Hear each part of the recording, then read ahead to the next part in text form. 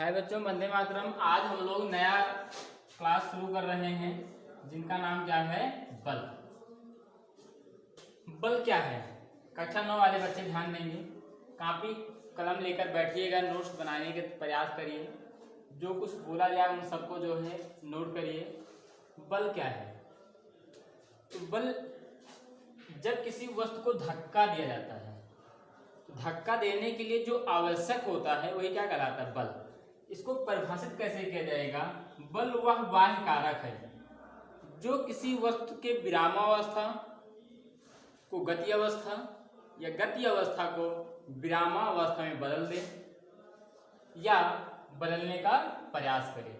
कह सकते हैं इस प्रकार, बल वह बाह्य कारक है जो किसी वस्तु की अवस्था में क्या कर दे, परिवर्तन कर दे या परिवर्तन करने का प्रयास करे, उसे क्या कहते हैं, बल कहते हैं। सपोज करते हैं हम लोग कि इस दीवार को धक्का देना है, तो क्या दीवार गिरेगी? नहीं गिरेगी, लेकिन हम क्या करेंगे, प्रयास करेंगे, और उस प्रयास में ही जो भी चीज हम प्रयास में काम करेंगे वो क्या कहलाएगा, बल कहलाएगा। कहाँ? इस दीवार के बाहर से। तो बल को हम F द्वारा प्रदर्शित करते हैं। बल के लिए आवश्यक क्या होता है? द्रव्यमान और त्वरण। द्रव्यमान और त्वरण बच्चों सबसे इंपॉर्टेंट होता है बल को बनाने के लिए। बल वह बाह्य कारक होता है जो किसी वस्तु के अवस्था में परिवर्तन कर दे या परिवर्तन करने का प्रयास करे, बल कहलाता है। किसी भी वस्तु को धक्का देने के लिए वस्तु का होना आवश्यक है।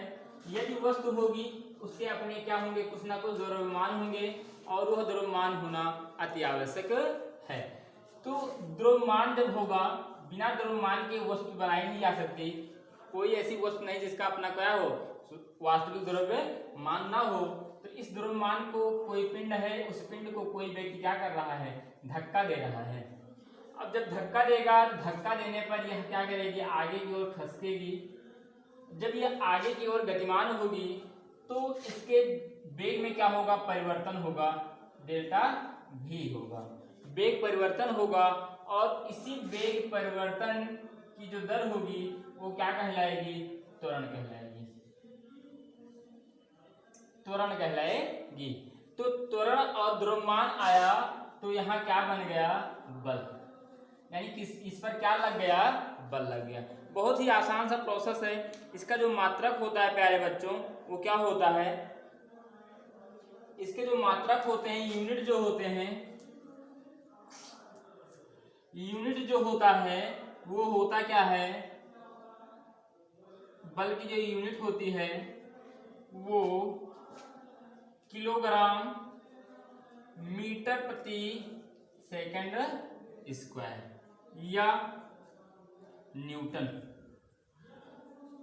एक न्यूटन कब प्राप्त होता है, तो एक न्यूटन तब हमें प्राप्त होगा जब 1 किलोग्राम द्रव्यमान पर 1 मीटर प्रति सेकंड स्क्वायर का त्वरण लगेगा। तो क्या होगा, वहां 1 न्यूटन हमें बल प्राप्त होगा। अर्थात 1 न्यूटन का बल प्राप्त करने के लिए हम सबको 1 किलोग्राम पिंड पर को 1 मीटर प्रति सेकंड स्क्वायर के त्वरण से त्वरित करना होगा। यदि 1 किलोग्राम का पिंड 1 मीटर प्रति सेकंड स्क्वायर के त्वरण से त्वरित होता है तो पिंड पर लगने वाला बल सदैव 1 न्यूटन का होगा। तो ये प्रोसेस था हमारा बल का। बल के विभिन्न स्वरूप होते हैं। उस विभिन्न स्वरूप का पहला पॉइंट हम देखेंगे, घर्षण बल। घर्षण बल किसे कहते हैं? घर्षण बल क्या होता है? तो घर्षण का मतलब ये होता है रगड़ना। घर्षण का मतलब होता है रगड़ना। यदि किसी भी पिंड को हम क्या करते हैं, किसी सतह पर रगड़ते हैं, तो रगड़ने के कारण क्या होगा, जो भी विरोधी बल लगेगा वो क्या कहलाएगा, घर्षण कहलाएगा। यानी इसको हम परिभाषित कैसे करते हैं, जब किसी पिंड को किसी चिकनी सतह पर सरकाते या लुढ़काते हैं, जब किसी चिकनी सतह पर किसी पिंड को सरकाते या लुढ़काते हैं, तो उस दोनों सतहों के मध्य एक विरोधी बल कार्य करता है। दोनों सतह का तात्पर्य क्या है कि एक लंब है और ये एक कर्ण है। इस प्रकार से मान लीजिए ये दीवार है, ये क्या है, दीवार है, और इस दीवार के सहारे हम क्या किए हैं, एक सीढ़ी रख दिए हैं,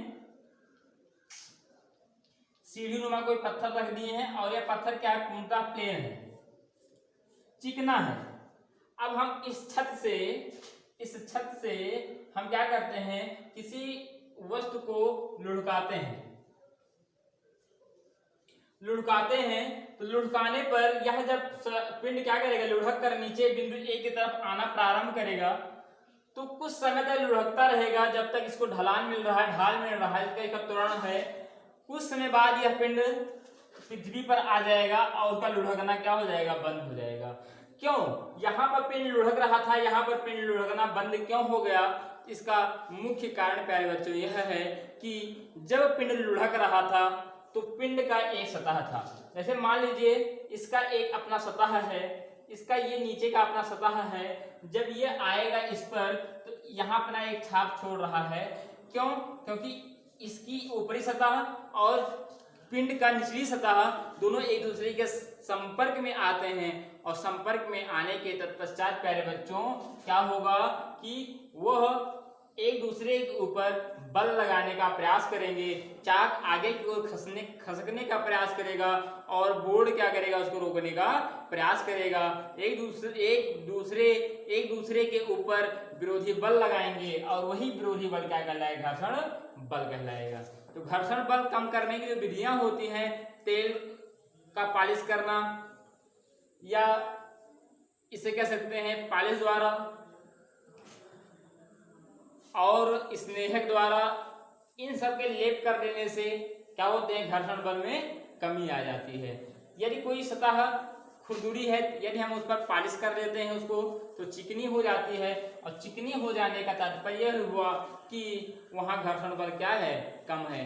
आज बरसात का मौसम है, हम लोग देखते हैं कि हमारे आसपास काई पड़ जाती है पानी के जमाव के कारण, और काई पड़ जाने के कारण हम लोग यदि वहां चलते हैं तो फिसल जाते हैं, बल्कि उसी के एक कदम बगल क्या होते हैं, किसी प्रकार के घर्षण बल की आवश्यकता नहीं। यदि घर्षण बल क्या करता है, अधिक हो जाता है, तो हमें चलने में क्या होती है, समस्या होना शुरू हो जाती है। क्यों? क्योंकि वहां पर अधिक बल कार्य करेगा।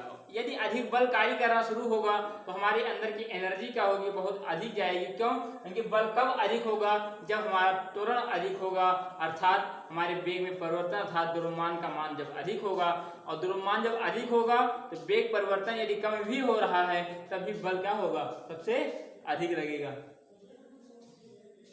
तो बच्चों इसी प्रकार घर्षण बल हम देखे। घर्षण बल के बाद कल हम लोग पढ़ेंगे अपकेंद्रीय बल, नाभिकीय बल, इन सबको हम बारी बारी से देखेंगे। धन्यवाद।